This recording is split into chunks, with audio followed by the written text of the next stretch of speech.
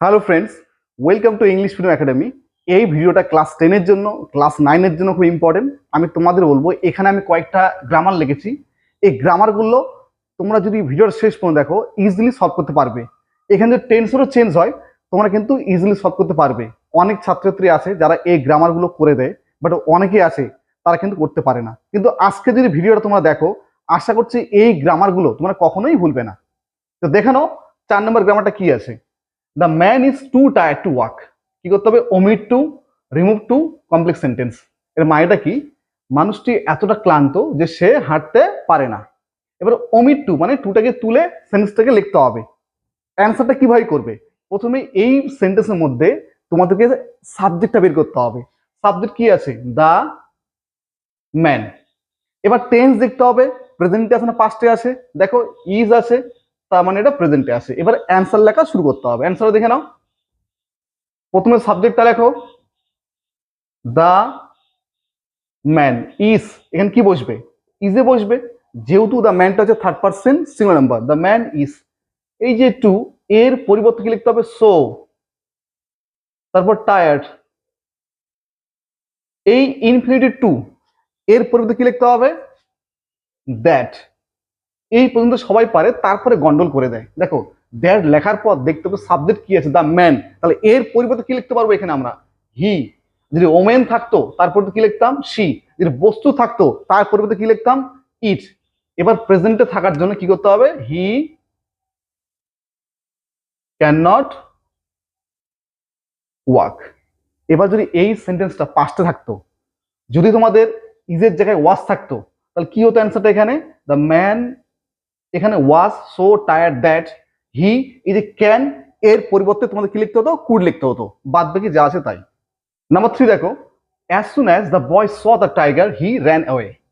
যখনই বালকটি বাঘকে দেখলো সে দৌড়ে পালালো।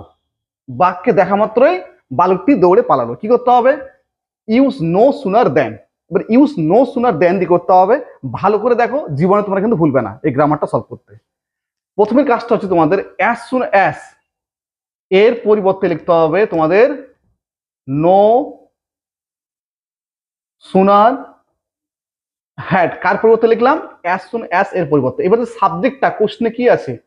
দা বয়। যেই সাবজেক্ট থাকুক, দা বয়, দা গার্ল, যেটা থাকবে তোমাদের এখানে লিখতে হবে দা বয়। আবার কোশ্চেনের মধ্যে দেখো, এই যে ভার্বটা আছে, এই ভার্বের অ্যান্সারের থার্ড ফর্ম হবে। থার্ড ফর্ম এখানে স, থার্ড ফর্ম কি হবে? সিন। তারপরে কি আছে? লিখে দাও টাইগার। এবার এই যে কমা আছে, কমার এখানে কি লিখতে হবে তোমাদেরকে? লিখতে হবে দেন।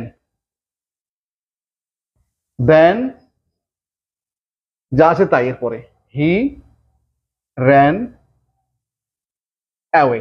আমরা কি করলাম আরেকবার দেখে নাও। প্রথমে কি করলাম? অ্যাজ সুন অ্যাজ, এর পরিবর্তে আমরা লিখলাম নো সুনার হ্যাড। এবার কোশ্চেনে যে সাবজেক্টটা ছিল দা বয়, যদি গার্ল থাকতো, যাই সাবজেক্ট থাকুক, তোমাদেরকে এখানে লিখতে হবে অ্যান্সার দা বয়। এবার সাবজেক্টের পর কোশ্চেনে যে ভার্বটা আছে থার্ড ফর্ম করতে হবে সিন দ্য টাইগার, কমার এখানে দেন লিখতে হবে।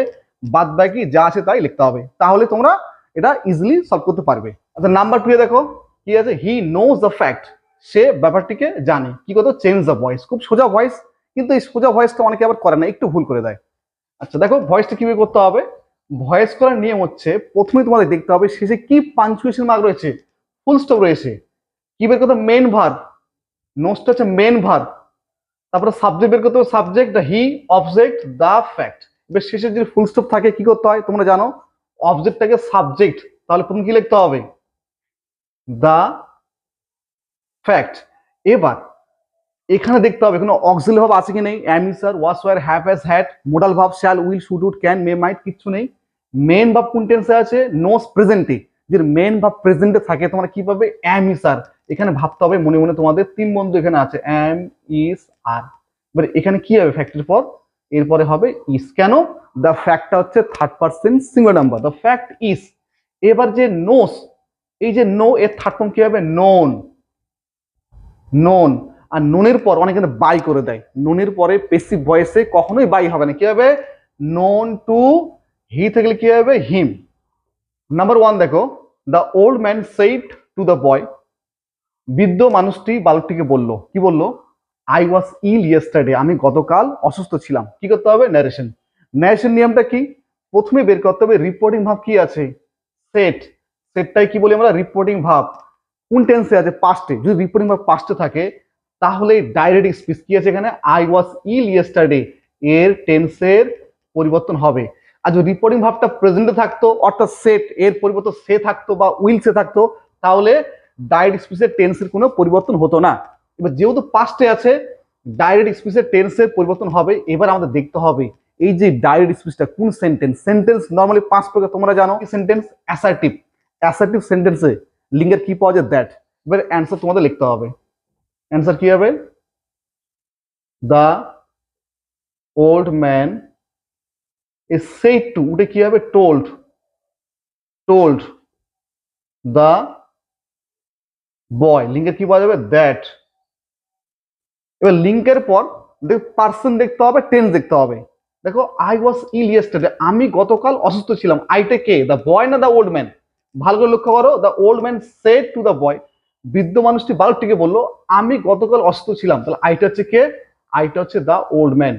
আইটা চেঞ্জ হবে পার্সনটা, আইটা কি হয়ে যাবে এখানে, হি হয়ে যাবে। আর এখানে যদি দ্য ওল্ড ওমেন থাকতো আইটা সি হতো। হি হলো, হি করার পর সব শেষে ন্যারেশন দেখতে কোন টেন্সে আছে, টেন্স থেকে বলো তোমরা কি এখানে আছে, কোন টেন্সে আছে, আই ওয়াজ ইল ইয়েস্টারডে, এটা রয়েছে পাস্ট ইনডেফিনিট টেন্স। কোন টেন্সে রয়েছে, পাস্ট ইনডেফিনিট টেন্স। এখানে অনেকে টেন্সটা চিনতে ভুল করে দেয়। এখানে আইটা হচ্ছে সাবজেক্ট, ওয়াজটা ভার্বের সেকেন্ড ফর্ম। কারণ তোমরা জানো যে প্রাইমারি অক্সিলারি ভার্ব অর্থাৎ am is are, was are, have has, had, এরা কখনো কোনো অক্সিলারি ভার্ব কখনো কোনো মেন ভার্ব হিসেবে ইউজ হয়। এখানে কিন্তু ইউজ হয়েছে মেন ভার্ব হিসাবে। সেই জন্য এই টেন্সটা যে পাস্ট ইনডেফিনিট টেন্স। ন্যারেশনে যদি পাস্ট ইনডেফিনিট টেন্স থাকে অ্যান্সার কি হবে, পাস্ট পারফেক্ট। অলরেডি আমরা সাবজেক্ট লিখেছি, এবার কি লিখতে হবে পাস্ট পারফেক্টে, হ্যাড। আর এই যে ওয়াজ, থার্ড কি হয়, বিন।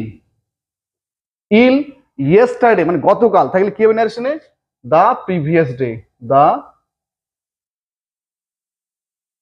Previous day. ভিডিওটা এই পর্যন্ত।